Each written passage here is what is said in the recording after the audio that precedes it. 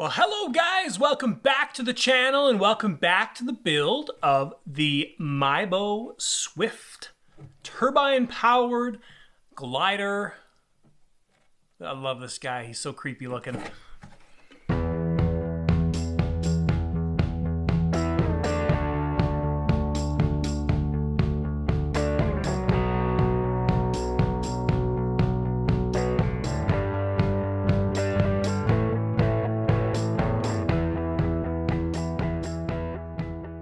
All right, guys, this is video number 3 in the glider build series. We may get everything wrapped up in this video. We may do a 4th video, but we'll see how things go. So what we're doing first off in the video is we are working on the control rods for the rear end, and that's going to be the first step. Once we get that done, then we can start working on fuel tank and other things that need to happen with this plane. But first step in this video, control rods to the back end. So as there's no instructions with this aircraft, I have some ideas on why and how we have to do things the way we're doing things. And we've pretty much got everything sorted out in the last video because we figured out how we're going to control the elevator and how we're going to control the rudder. But that's what we're figuring out in this video. So anyways, guys, if this is your first time finding my channel, don't forget to hit that subscribe button down below. Give the video a thumbs up. When you do hit the subscribe button, don't forget to hit the bell so you get notified when I release new videos, and you guys will stay up to date with what's going on the channel. Also, if this is your first time here or you just haven't done so already, don't forget to check out the website at the end of this video. There's a link down below, thelightersideofrc.com. We've got a shop there, tons of information there. Lots of people ask how I got involved in the hobby and things like that. And there's a bunch of bio information and just general stuff happening on the webpage. So that's where I keep things updated along with Facebook and things like that. But anyways, guys, thanks so much for tuning into this build video. Let's dive in and get this turbine glider assembled. All right, guys, so I did get the ends of the control rods assembled already, the stuff that's going to go towards the back of the plane. Now, the kit comes with 2 different size clevises. So there's the 440 rod size, the smaller rod size, and then just the 2 different size clevises here. So what we want to use on the rudder is the smaller clevis size. So it comes with a fairly short piece of the smaller size rod, like 256 rod. I cut that in half. I threaded it into the clevis using blue Loctite. You can see it there. And there's also a bolt threaded in there as well too. So if we do need to make this longer, we do have some adjustment here, but the adjustment, I'm not really overly excited about the adjustment on this end. We'll do it on the other end of the clevis. So anyways, this is the one that's going to go for the rudder. The reason we're using the smaller clevis is because that's what fits on the part that we glued into the rudder better, and it also fits because it's generally a smaller size. So that's why we used the smaller size on the rudder. And this is what I used to glue everything together. So we haven't adjusted the length of the rods yet. So we just glued one end of the rod in. We're going to get these installed and then figure out the length that we need to cut the carbon rod on the other end. And this is how I glued things so they were straight up and down, nice and level. When we put these in, there was quite a bit of space around the rod that was going inside the carbon tube. So filled this thing with high sol up to about this point and then inserted the rod nicely. So this metal ball end that comes with the kit, this is the one that comes with the kit we're going to use on the elevator. And the reason we're using that is because that just makes the most sense to use and it's going to fit the best. So again, we put it in this configuration so when we installed this, it would be nice and straight up and down and plumb level square with the carbon rod. So we've glued these, they're both cured, and they're ready to hook up to the back end. So we're going to clean a little bit of this high sol off. That's kind of oozing out. We just don't want anything to interfere. But now what we'll do is we'll install our surfaces and get these pieces connected. All right, guys, control rods are hooked up in the back end, and we've got the carbon rods coming all the way to the front. So we'll have to cut a little bit off these guys, probably about, on this one, about 4 inches. The rudder one here is pretty close, so that one might be okay. But anyways, yeah, we are need to cut those. But first thing we're going to do is get the servos installed. So we're installing 2 of these JR3711 high voltage servos instead of the ones that came with the kit. So I'm just going to drill these holes out and we are going to mount the servos in place. Now for these servos, we are going to use the round servo horns because they're nice and short and we've got multiple positions that we can attach the ball joints and stuff onto. So I think this is the way we're going to go. Initially, pretty sure that's the way we're going to go. And I know this really doesn't pertain to the glider, but I just want to share with you guys that I got my box of Sullivan smoke oil today. This is so awesome. Smoke oil up here in Canada is kind of tough to come by, and Sullivan sent me this case of smoke oil, and I am so excited to use this stuff. For the past couple of years, I've been using a combination of diesel and baby oil. It works okay, but I tell you, when you get to use super dry smoke oil, this stuff is amazing. I love this stuff. I'm really looking forward to this. So thanks, Sullivan, for getting this up to me in a timely manner, and looking forward to this season being able to run actual smoke oil, the best smoke oil out there. So thank you.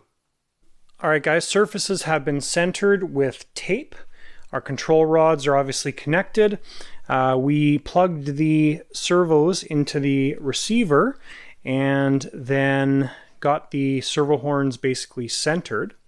Now what we're going to do is we're going to use one of these metal ends that comes in the kit and then a 3mm clevis. The reason we're using a clevis is it works really well with the plastic horns because you're not putting any side force on the horns. It's direct force coming right from the side, so it works better with the plastic or nylon horns. So this is the end that we're going to have at the servos. The other benefit to using this end is it's quite adjustable as well too, and it'll be easy to get this all set up. The kit does come with these ball joints, MP Jet ball joints. These would work okay, but again, the problem with the ball joints is you're bolting them through those nylon horns and it creates side-to-side force, which is fine on aluminum, but these things, they like to flex, so a clevis works better. So all I did was basically put that end right there, which has the little point sticking out, put that in the hole of the servo horn that I wanted, and got these marked. And what we need to do is keep the white, cut off the black. And I know how far these fit on because I did a little test fit here, put my white marker on there, and then pulled this off, and you can see exactly how much fits on the carbon rod. So the carbon rod actually goes all the way to the very end of the bevel. So what we're going to do is we're going to take those rear surfaces back off now, take these rods out to facilitate cutting them easier. Then we'll put sand the edge where we're going to have contact a little bit, and then we will glue these on and carbon rods will be done, or control rods will be done. All right, guys, we just got the servo horns all connected up, so the glue's dry from yesterday, so we just use a standard metric clevis here. These are all adjusted. Our surfaces are nice and centered, and this is what they look like. Elevator, rudder.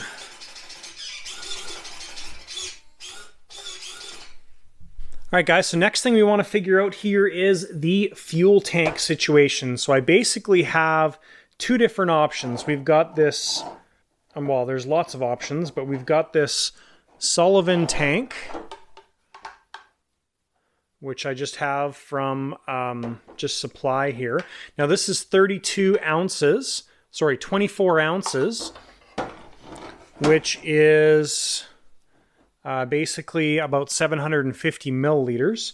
The other option is we've got this water bottle, which I found, which is, I mean, there's lots of different options for this, but the nice thing about the water bottle is just the shape. So we are 710 milliliters on the water bottle and zero interference with the rods, and the bottle obviously has a nice shape to it. So pretty sure that we're probably going the bottle route.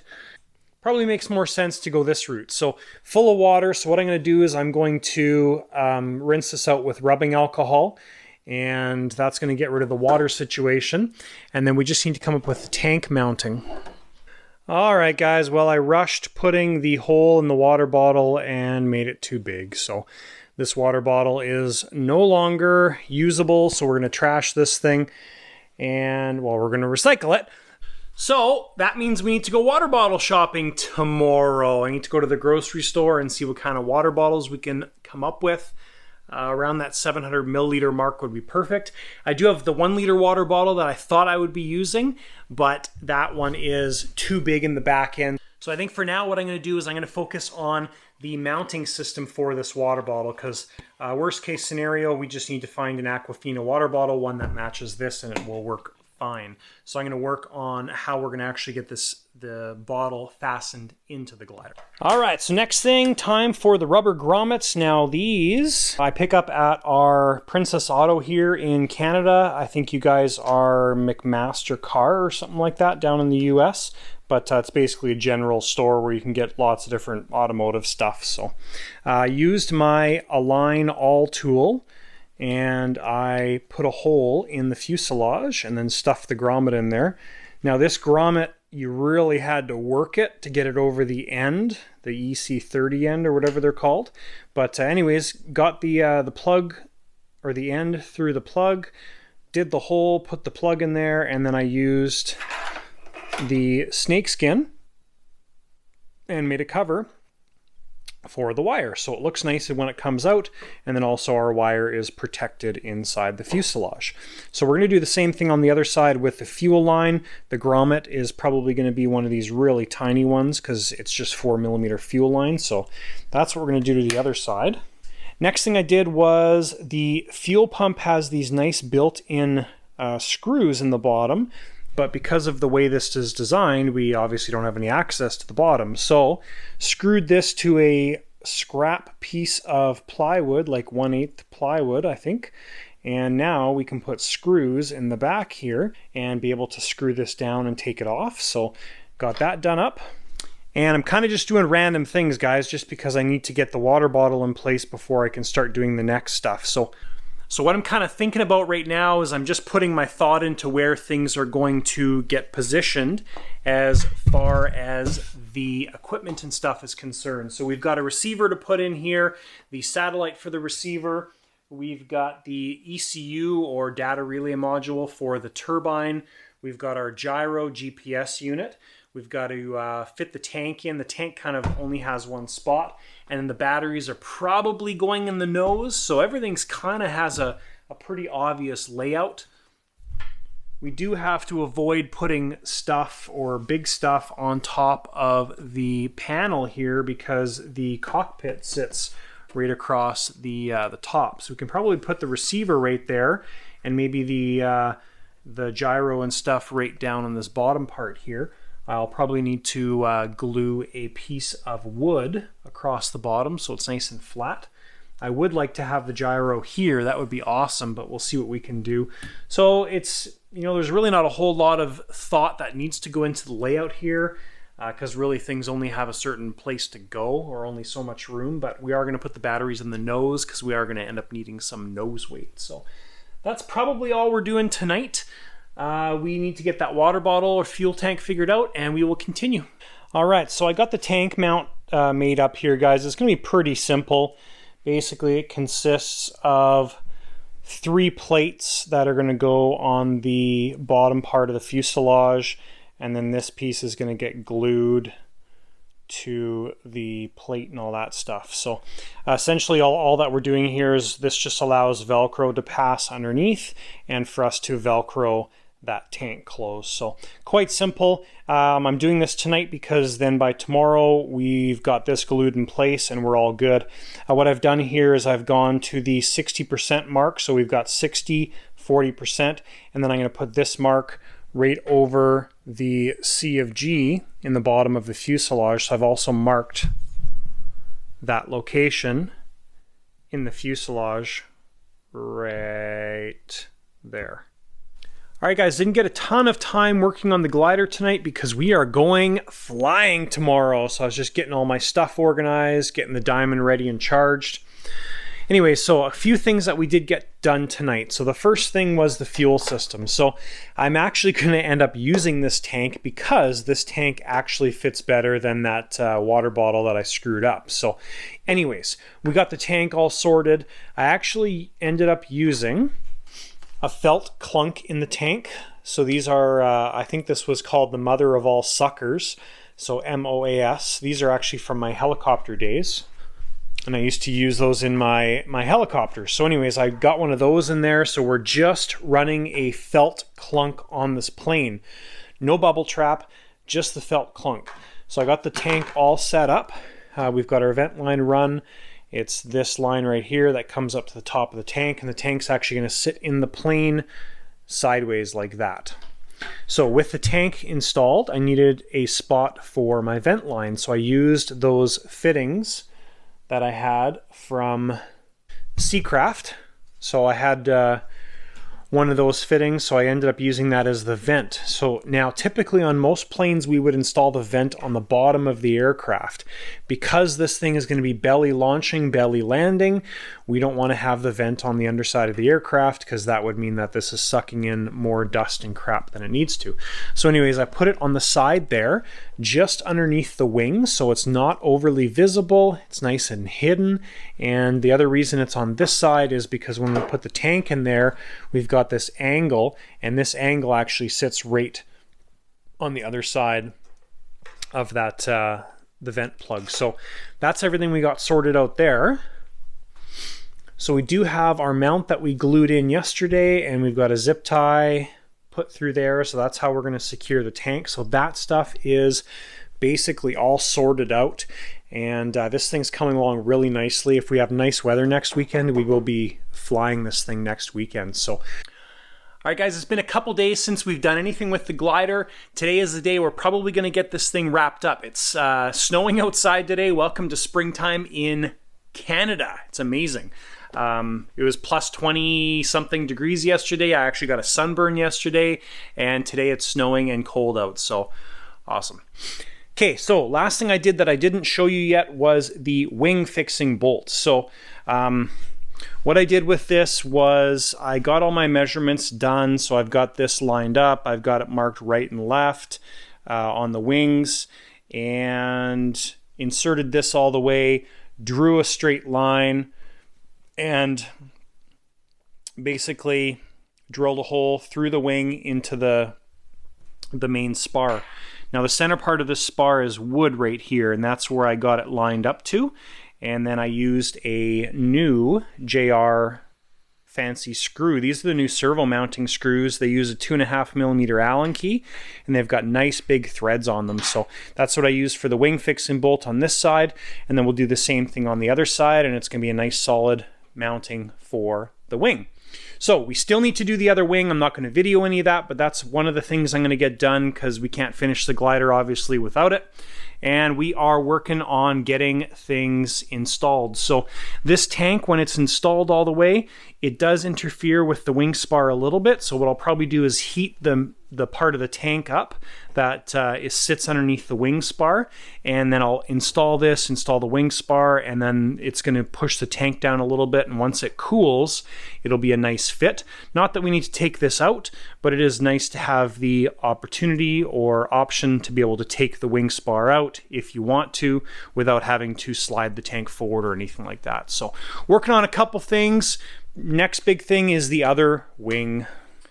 All right, guys, we have the other wing done.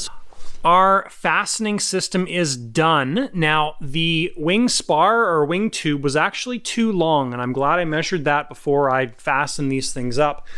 So if you put this all together and squished it as much as possible to the stops in the wing, there was actually a bit of a gap in between the wing and the fuselage. So I ended up sanding, didn't take much, maybe about 2mm off this side, and that way we could have the fuselage all squished together in between the wings and everything, and now we're nice and tight. And what I did was had it all compressed together, had my hole marked, and then I drilled through here into the spar, and we are nice and tight now. So still have to put the servos in this wing, but once everything's cured, we will be able to get that done. So what we can do now is we can start working on the equipment install. So that's going to be the next big step towards completion of this thing. All right, so first thing I want to get done here, guys, is get the tank fastened and secured. So everything fits really nicely the way it is, and we could probably just leave it. The problem is if we take this wing spar out for any reason, or if it gets pushed out, then getting it back in is a bit of a pain in the butt here. That tank will probably squish down and conform over time, but we're going to speed that process up. So all I'm going to do is take my heat gun. I'm just going to put a little bit of heat on it to warm it up, and then it's going to mold down with the wing spar, and then it will then once that's done, we'll be able to fasten it down with a zip tie, and then we'll be able to get the wing spar in and out. All right, so I got some of the initial layout done here, guys. So we've got the fuel pump mounted right there behind our GSU screen. The GSU screen is installed, so when our cockpit goes on, it is visible. That looks really cool. I like that. Okay, so we're going to use a couple of the fuel valve holders, which are available on my website, to hold the fuel valve on and off, which I added here. And so we'll have those held in place. The receiver is going to go right here, and then our cables can feed through the hole that I drilled there. And then we're going to put our gyro and GPS probably down in this area, and maybe the controller for the turbine is going to go in this area as well too. So pretty much have a decent layout going on here, just continuing to install and figure things out. All right, so I made up the wing wiring kits. Now I could have just left these without the snake skin on, but I know we are concerned about weight with this plane, but the reason I put this on there is because we've got the wiring coming into the fuselage, running down beside the tank and stuff, so it's got a lot of rub points, and the Kevlar inside here is you know, it's not rough like sandpaper, but it's more aggressive than normal, so that's why we're putting the snake skin on there and getting those wired in. All right, guys, install is done. So I'll give you a bit of an explanation here on how and why we did certain things. I didn't film a lot of this just because all it is just sorting out wires, right? I like to do this pretty much the same way with a lot of planes, is you have somewhere you can hide the bundle of wires, which is underneath the plate. So all the receiver wires feed underneath there, the pump and the GSU wires feed underneath there, and then everything comes that way. So pretty clean install, still very serviceable and workable, and I think everything's going to work out good. Our fill line is right here, so we've just got a plug in the end for right now. We might put one of the Jersey modeler plugs in there. We'll have to see. But so that's just a T off of the supply line that feeds the pump, is what that is. We've got our data relay module for the turbine down there, obviously the gyro, the receiver. Now the receiver, we're keeping things simple, and we have 2 plugs for a 2-plug battery. So we're going to use a single LiPo in this plane, and then we just have 2 leads coming off that LiPo. So one of the leads, the one on this power box wire here, goes right into the battery lead, and then this one is a Y cable that came with the new gyro, and the Y cable I just wired it off of one of the flap servos. So we've got 2 battery sources coming into the receiver. On-off valve for the turbine is right there. It's one of these JetCat units that I picked up for this plane. Reason I went with this is it's nice and small again, instead of using the Festo or Pisco valves with one of the mounts, just because we were super limited in room. GPS is mounted right there, and that is basically it. So the battery is going to go in the front. I kind of assumed that, and we're either going to get all the weight we can in just batteries, or if we're really close, we'll be adding some nose weight with just stick-on weights. So that is the install of the MIBO Turbine glider. So not tons left to do. Basically what we have to do is I'm going to put the wings on. We still do have the wing to figure out because that epoxy is still curing. So we still have to put the servos in and hook it up. But we basically need to put the wings on, CFG the plane with the batteries in, and then come up with our battery mounting system. Now the battery mounting system, because we're using lipos, I just want to make it easy to remove. So chances are I'm just going to have a piece of foam jammed in there, and it's going to be ultra simple and nice and light still as well too. We don't want to be adding a bunch of Velcro and difficult things. And the other reason too is it's not a huge area where you've got lots of access, so I want to make it nice and simple. And of course, because we're using lipos, we want to be making sure we take the batteries out of the plane when we charge them. So, all right, we're really close, really close. So next thing I'm doing is I'm going to put the servos in the right wing, whatever one we have left to do. Just got to install them. Then I'm going to put the covers on. If you guys see a horse walking around in the background, we're actually looking after this dog here. It's a great St. Bernard.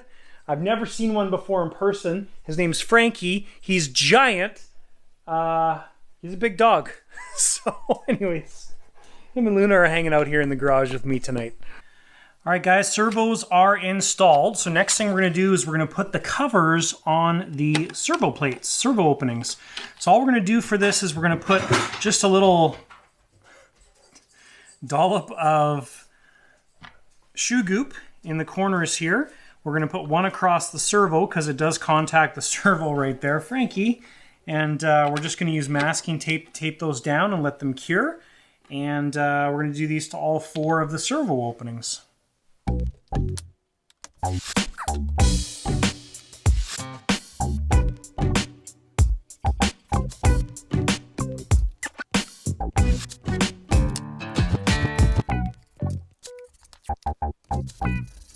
Just like that. Thanks again, Simon, for the tip on that. That's a great idea. Appreciate that. I'm going to do the other 3, and then we will work on the next step. All right, guys, our wings have the covers installed. I also flush mounted the MPX connector into the wing. So I just used CA for this. Had it sticking up about half the distance, like this. Put CA around the 3 sides, dropped it in so it's nice and flush. So now what we're going to do is we are going to install the wings, and when we install them, we're going to make sure that the connector is pushed all the way in, and then we're going to use shoe goop from the inside and glue the connector to the fuselage with the wings and everything connected, so we know we're in exactly the right place because there's a little bit of play in these things. And once we do that, then our wing connection and wings are complete. All right, now it may look like things are going backwards, and maybe they are a little bit, but fortunately, the way I designed this thing, the tank came out really easily, and we are making a modification to the rear system here. After some research and some good advice from some friends. Now that's not glued in, that's just a mock-up right now, but one of the downsides with using those long carbon rods is they're unsupported in this airframe. So if you watch, you may be able to see this, but I'm pushing down on the rod and the elevator is moving. Okay, so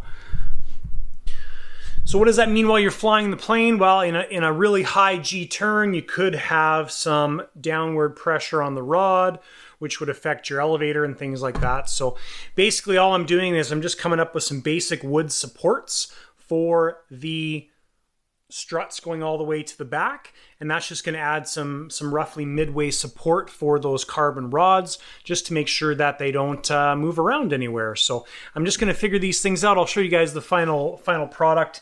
They're pretty straightforward. We're just going to put them on the carbon rod. We're going to screw in a keeper that goes over the top of them, and then we'll glue them in place. So pretty straightforward stuff. But once that's done, then we can put the tank back in. It took me like 10 seconds to pull it out, so it was really quick. All right, guys, everything is back installed. It was a nice quick process. I'll throw a picture up here of what exactly I did with the control rods.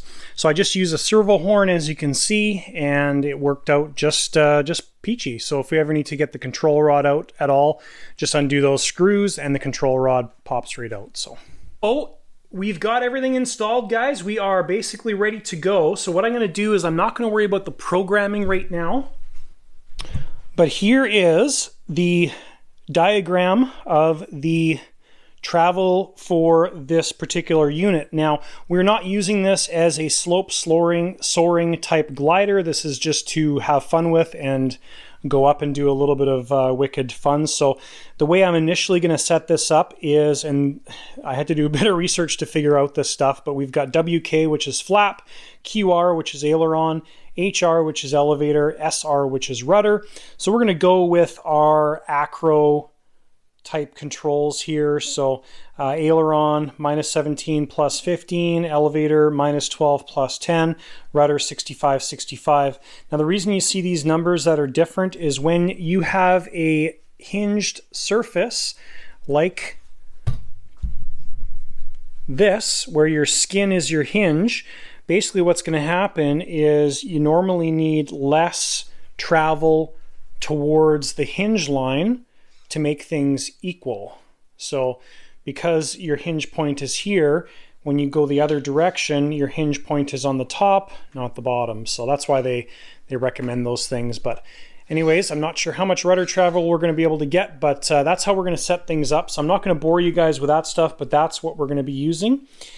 So the basics that we have left to do is the programming on the aircraft. We've got to learn the turbine to the aircraft, which I've already done.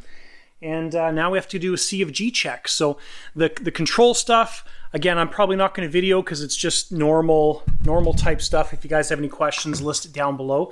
But I'm going to pull out my CFG machine, not the Zukoi one that I use, the electronic scale. I'm going to use my old-fashioned one that I've built.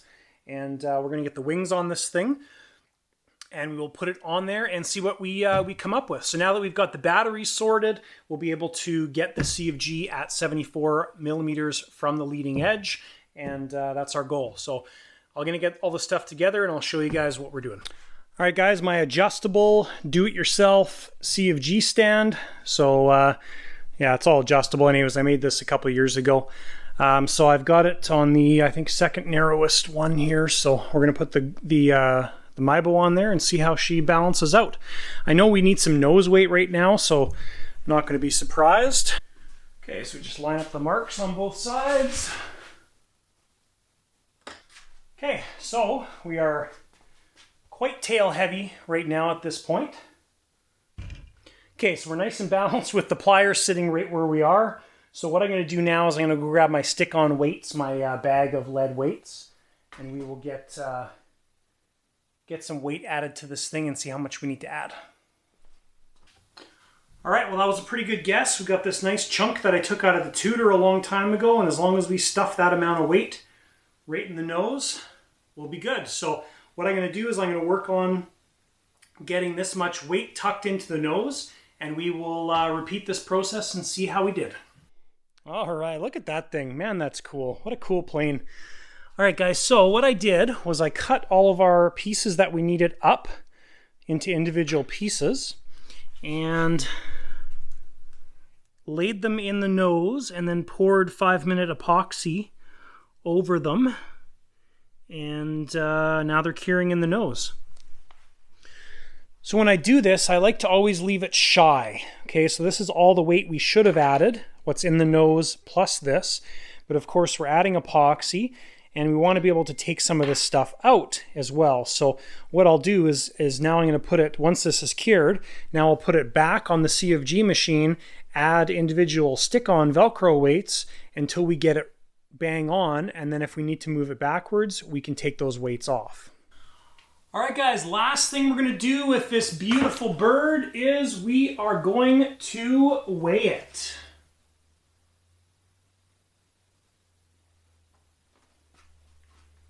So we've got the scale set up here. Batteries aren't installed, so I'm just going to put them beside that. All right, guys, so with no fuel in this thing, it comes out to 3,890-ish grams, and that equals 8.5 1.57 pounds for this beautiful aircraft. So that is the end of the build, guys. Thanks so much for tuning in to this MIBO Swift Glider build. It was nice and quick. It went off pretty much without a hitch. It was a cool, neat experience. So what do we have left to do with this plane? We've got to program the surfaces, which is pretty simple and straightforward. We've got to test fly the plane, or made in the plane, which is going to be very, very interesting and should be a ton of fun. So keep your ears and eyes out for that video, guys. If you have not done so already, hit that subscribe button down below. Make sure when you hit the subscribe button that you hit the bell. So when I do have the maiden of this plane, you'll be notified when it does come out. So thanks, guys, for all the support on the channel. Appreciate it. If you have any questions, feel free to reach out to me, thelightersideofrc@gmail.com. You can also check out the website. There's a link down below, thelightersideofrc.com. Thanks, guys, for tuning in. We will see you in the next video.